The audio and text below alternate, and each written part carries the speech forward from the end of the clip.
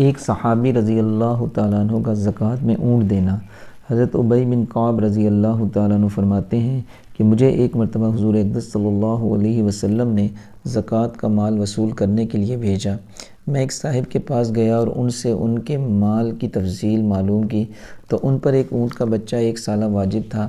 میں نے ان سے اس کا مطالبہ کیا۔ وہ فرمانے لگے کہ 1 سال کا بچہ نہ دودھ کے کام کا نہ سواری کے کام کا۔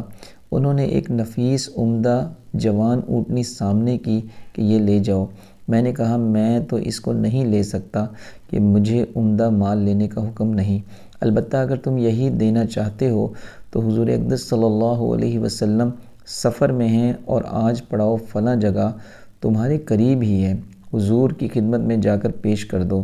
اگر منظور فرما لیا تو مجھے انکار نہیں، ورنہ میں معذور ہوں۔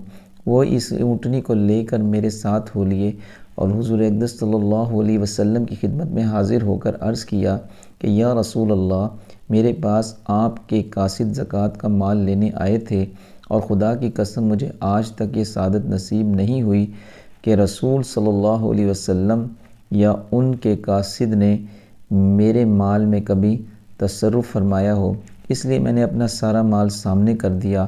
انہوں نے فرمایا کہ اس میں 1 سالہ اونٹ کا بچہ زکوٰۃ کا واجب ہے۔ حضور صلی اللہ علیہ وسلم 1 سال کے بچہ سے نہ تو دودھ کا ہی نفع ہے نہ سواری کا، اس لیے میں نے ایک عمدہ جوان اونٹنی پیش کی تھی جس کو انہوں نے قبول نہیں فرمایا، اس لیے میں خود لے کر حاضر ہوا ہوں۔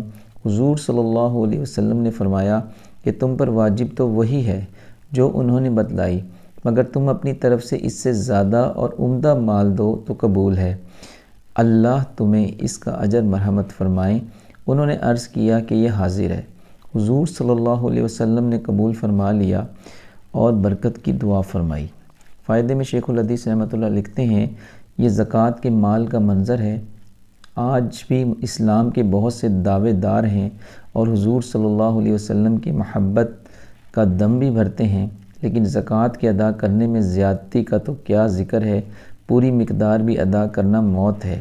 جو اونچے طبقے والے زیادہ مال والے کہلاتے ہیں ان کے یہاں تو اکثر و بیشتر اس کا ذکر ہی نہیں، لیکن جو متوسط حیثیت کے لوگ ہیں اور اپنے کو دیندار بھی سمجھتے ہیں وہ بھی اس کی کوشش کرتے ہیں کہ جو خرچ اپنے عزیز رشتہ داروں میں یا کسی دوسری جگہ مجبوری سے پیش آ جائے اس میں زکوٰۃ ہی کی نیت کر لیں۔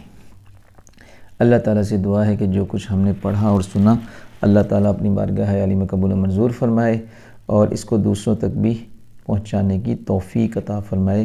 آمین ثم آمین۔ جزاکم اللہ خیرہ۔